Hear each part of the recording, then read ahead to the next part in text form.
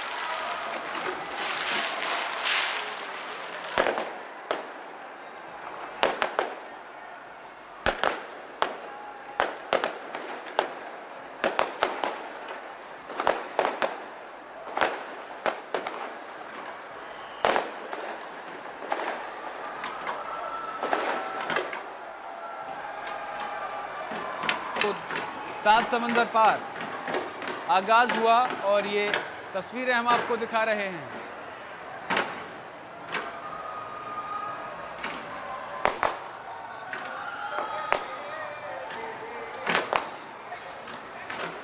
ये देखिए, दो तस्वीरें, भारत में साल का आखिरी सूर्यास्त और न्यूजीलैंड के ऑकलैंड में नए साल का आगाज। भारत में सूर्यास्त हुआ तो न्यूजीलैंड में सूर्योदय हुआ।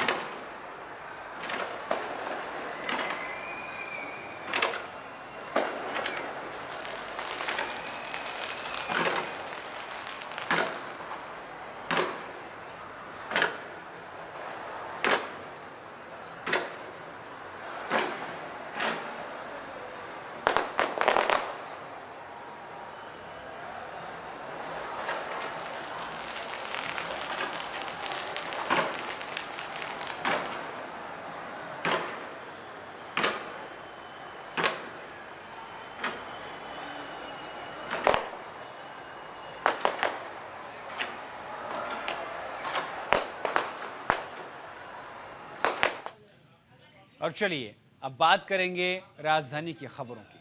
नए साल के जश्न के लिए उत्तराखंड पूरी तरीके से तैयार है, क्योंकि पर्यटक राज्य माना जाता है।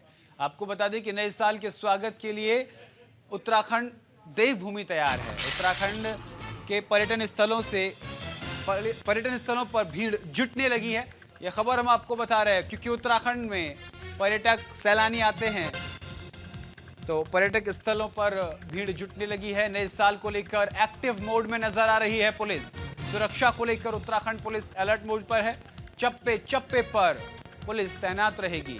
शराब पीकर वाहन चलाने पर कार्रवाई होगी। हुड़दंग किया तो 2025 में जमानत होगी। 24 घंटे खुले रहेंगे होटल और रेस्तरां। आपको बता दें कि उत्तराखंड में नए साल के जश्न को लेकर तैयारियां पूरी कर ली गई हैं। नए साल का जश्न मनाने के लिए हर जगह पर पर्यटक पहुंच रहे हैं। नैनीताल, मसूरी, ऋषिकेश जैसे पर्यटक स्थलों पर होटल रिसोर्ट 80% तक बुक हो गए हैं। और इसी खबर पर विस्तार से जानकारी के साथ हमारे सहयोगी देहरादून से गौरव हमारे साथ जुड़ रहे हैं। गौरव, देखिए, उत्तराखंड जो है वो एक ऐसा राज्य है जहां सबसे ज्यादा सैलानी पहुंचते हैं। नज़ारा किस तरीके का है? अगर तस्वीरें भी दिखा सकते हैं तो दिखाइए, वरना पूरी जानकारी बताइए।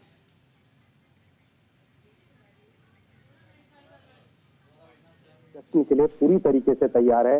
लगातार जो पर्यटक है वो राजधानी देहरादून और जो मसूरी का जो क्षेत्र है उसकी तरफ रुख किए हुए है। कल तक का जो अपडेट था मैं आपको बता दूं कि मसूरी के जितने भी होटल्स हैं वो तकरीबन 70 से 80% जो है पूरी तरीके से भर गए थे और उम्मीद करी जा रही थी कि आज भी वहां पे काफी भीड़ आने की संभावना है।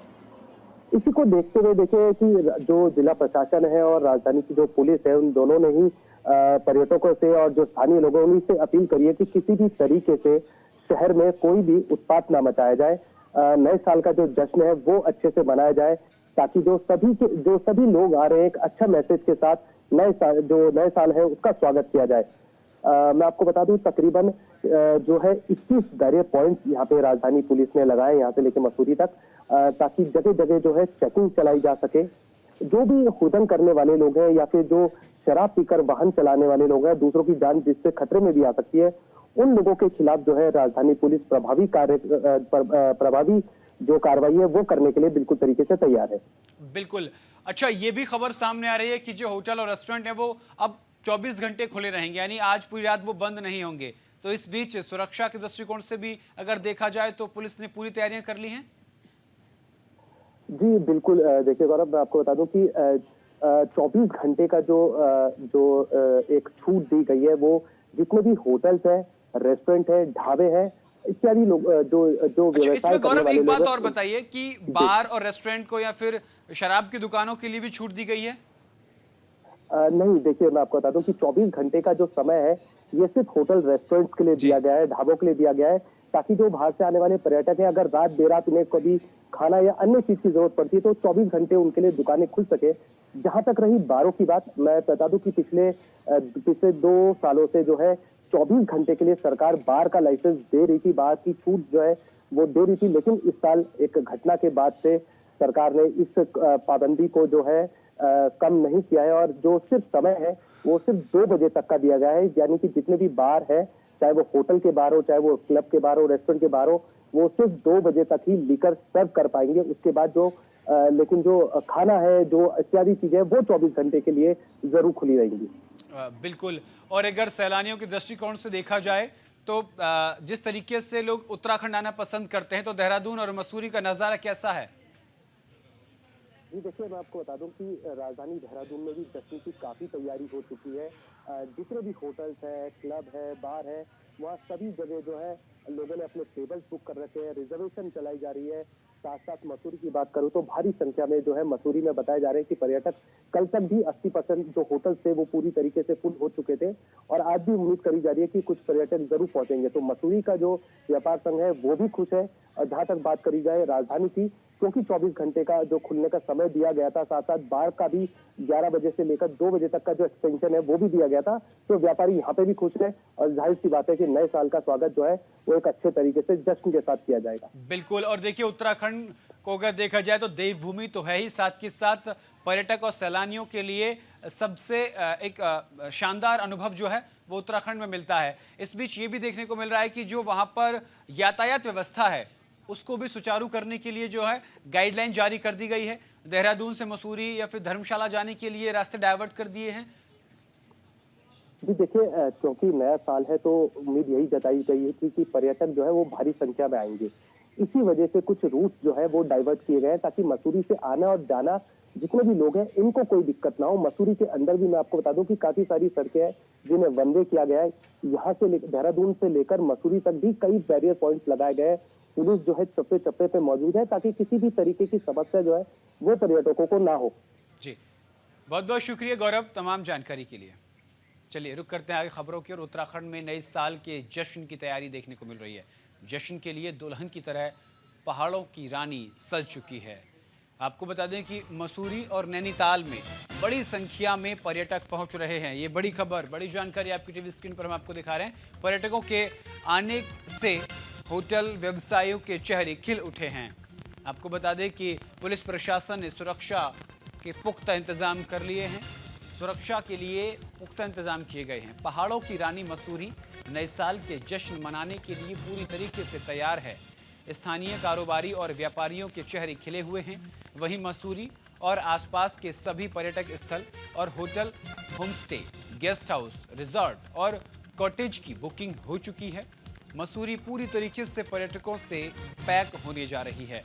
मेहमान नवाजी को लेकर सभी होटल, रेस्टोरेंट और पर्यटन से जुड़े व्यवसायी जुटे हुए। मसूरी में पर्यटकों को लेकर होटल कारोबारी ने विशेष पैकेज तैयार किए हैं।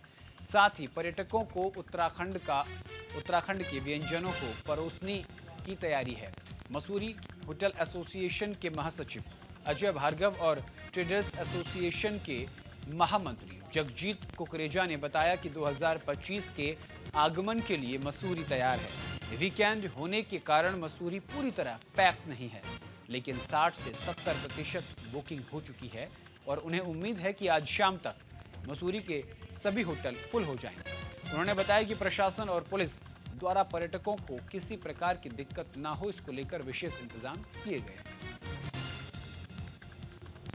लोगों को नव वर्ष की और मसूरी के स्थानीय निवासियों को नव वर्ष की हार्दिक शुभकामनाएं देना चाहता हूं। साथ ही साथ आपको ये भी मैं पर्यटकों को बताना चाहते हैं कि मसूरी के समस्त दुकानदार, रेस्टोरेंट ओनर्स, होटल ओनर्स, सभी लोग यहाँ पे जो है पर्यटकों के स्वागत के लिए तैयार हैं।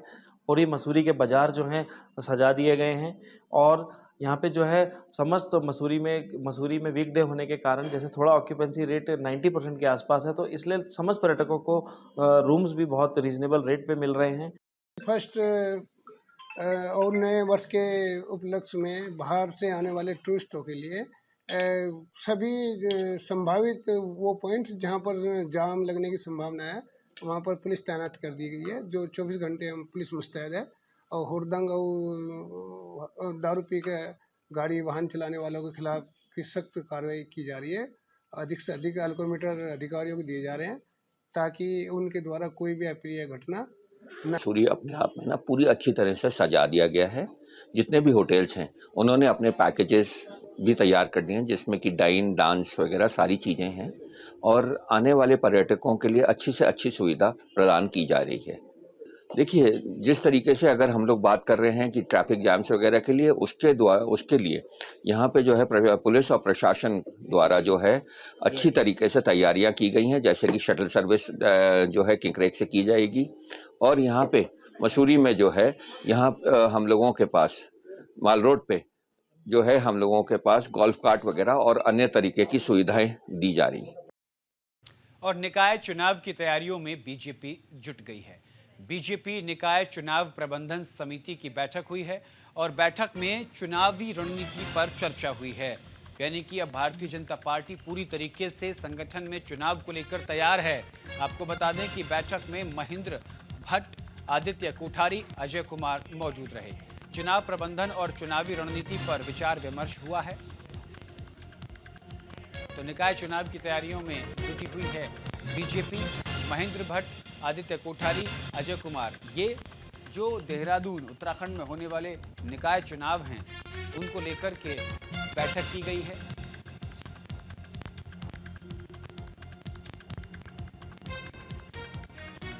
और इसी खबर पर विस्तार से चर्चा के लिए हमारे संवाददाता अनुज अवस्थी हमारे साथ जुड़े हुए हैं, उनसे बातचीत करेंगे। अनुज, देहरादून में बैठक हुई है निकाय चुनाव को लेकर के, नामांकन पत्र दाखिल करने को लेकर के भी चर्चा हुई है। बैठक के दौरान क्या कुछ अहम बातें रही हैं, विस्तार से बताइए।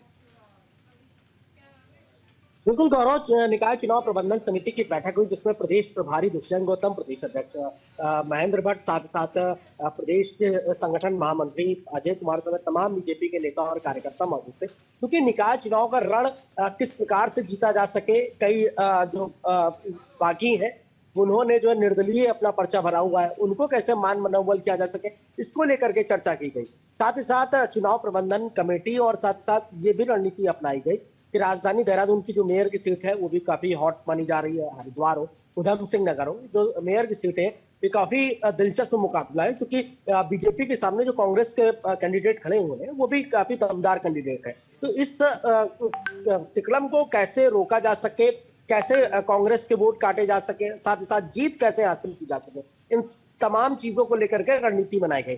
विधायकों को ये निर्देश दिए जा रहे हैं कि आप अपने अपने जिले में, आप अपने अपने क्षेत्र में जहां पे वोट परसेंटेज है उसको बीजेपी का वोट परसेंटेज कैसे तब्दील किया जाए, इस पे रणनीति है। इसके अलावा अगर बात करें जो कांग्रेस का वोट परसेंटेज कैसे गिराया जाए, पन्ना प्रमुख से लगा करके और ब्लॉक स्तर करके जो अध्यक्ष हैं उनको किस प्रकार से बीजेपी के खाते में चीजें लाई जाए, इन तमाम चीजों को लेकर के इस निकाय चुनाव को लेकर के रणनीति बनी है इस बैठक में। और बैठक के बाद प्रदेश अध्यक्ष ने इस बात को भी बोला कि हम कैसे जीत सके, कैसे रणनीति बन सके, क्योंकि जो प्रदेश की जो राज्य सरकार की जो योजनाएं और साथ साथ केंद्र सरकार की योजनाएं वो जनता तक कैसे पहुंचे और साथ साथ निकाय चुनाव में कैसे बीजेपी की जीत हो, इन तमाम चीजों को लेकर के चर्चा की। जी बिल्कुल। और देखिए, देखने वाली बात यह है कि इस वक्त उत्तराखंड का अगर जिक्र किया जाए तो भारतीय जनता पार्टी बूथ स्तर से लेकर के राज्य स्तर तक कोई कोर कसर नहीं छोड़ना चाहती तैयारियों में, वही देखने को मिल रहा है।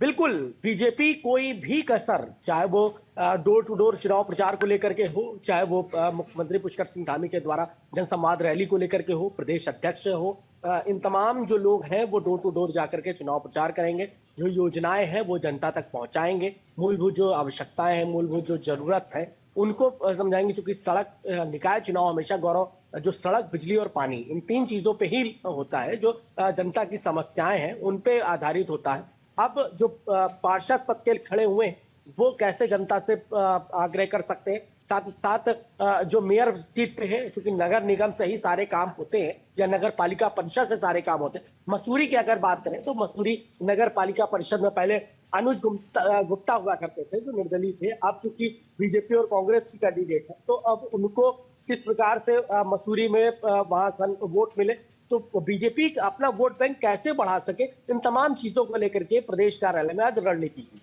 बिल्कुल। और एक चीज और हम आपसे जानना चाहते हैं अनुज, कि निकाय चुनाव में अगर फिलहाल देखा जाए तो बीजेपी कांग्रेस के बीच किसकी तरफ तराजू का पल्ला ज्यादा भारी नजर आ रहा है?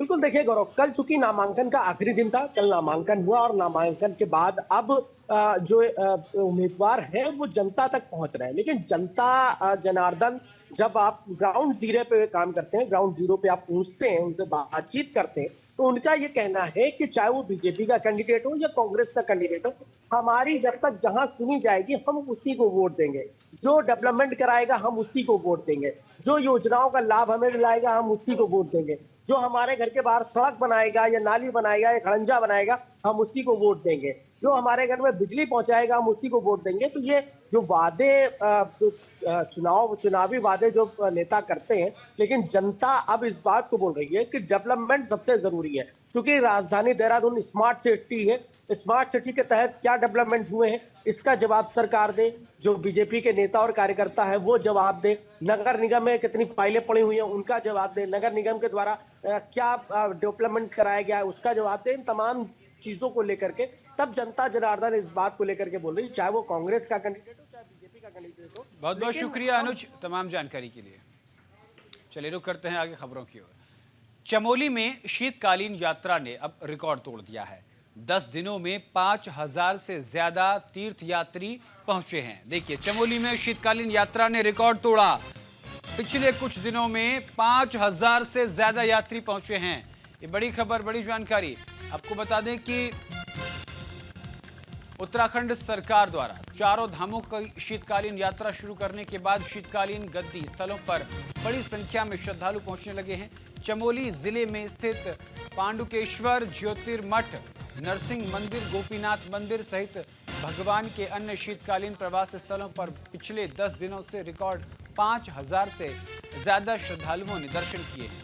मुख्यमंत्री पुष्कर सिंह धामी ने शीतलहर से बचाव और शीतकालीन यात्रा व्यवस्थाओं को लेकर वर्चुअल माध्यम से समीक्षा बैठक ली। उन्होंने जिलाधिकारी एवं पर्यटन अधिकारियों को शीतकाल प्रवास स्थल और उसके आसपास के क्षेत्रों में श्रद्धालुओं की सुविधा के दृष्टिगत सभी आवश्यक व्यवस्थाएं करने के निर्देश दिए हैं, ताकि बड़ी संख्या में पहुंच रहे तीर्थयात्रियों को दिक्कत ना हो। मुख्यमंत्री ने शीतकालीन प्रवास स्थल पर प्रचार प्रसार करने पर भी जोर दिया।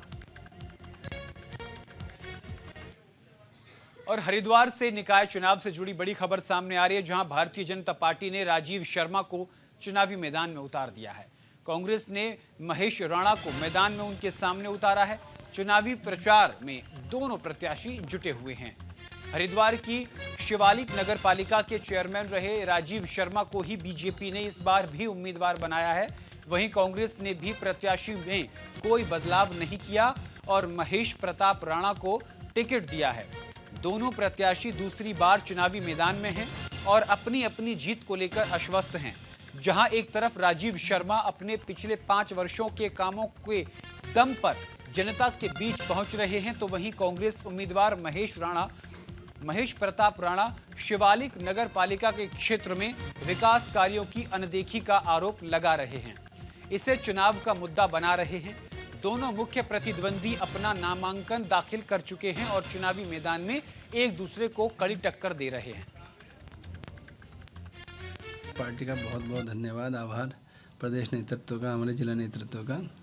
और जीत तो पिछली बार भी सुनिश्चित थी, इस बार पिछली बार से भी 2 गुना सुनिश्चित है। ये जो बात अनुभव की नहीं है, क्योंकि 5 साल जो हमने नगर पालिका का काम किया, हालांकि 2 साल कोविड में रहे, उसमें कोई काम नहीं हो पाया, तो आखिर के 3 साल में काम हुआ। काम ईश्वरीय कृपा से और पार्टी के निर्देशन में, मोदी जी की प्रेरणा से इतना अच्छा काम हुआ कि 6 साल पहले की नगर पालिका और आज की नगर पालिका क्षेत्र, उसमें दुनिया भर का अंतर है।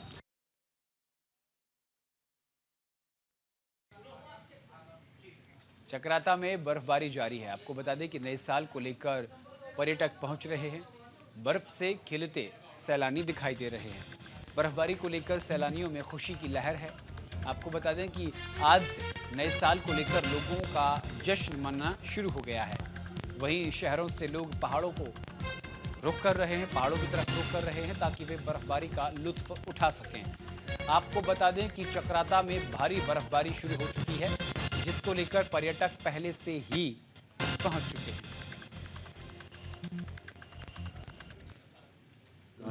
अभी एक मीटिंग ली गई थी जिसमें हमें निर्देशित किया गया है कि विशेषकर फोकस किया है उन्होंने कि मसूरी और चक्रोता, चूँकि हमारे सर्किल में चक्रोता पर्यटक स्थल है, इस हेतु उनके द्वारा निर्देशित किया गया है कि चक्रोता में एक शीतकालीन पर्यटक हेल्प डेस्क बनाया जाए। इस हेतु हम जो चक्रोता गेट है वहाँ पे एक हेल्प डेस्क बनाएंगे, जिसमें हम उसमें बैनर आदि लगाएंगे तथा इसमें पुलिसकर्मियों की व्यवस्था की जाएगी, जो कि पर्यटकों को पर्यटन स्थलों के बारे में जो भी उनकी क्वेरीज होंगी तो उनको बताएंगे। ये हेल्प डेस्क प्रतिदिन न्यू ईयर तक रहेगा।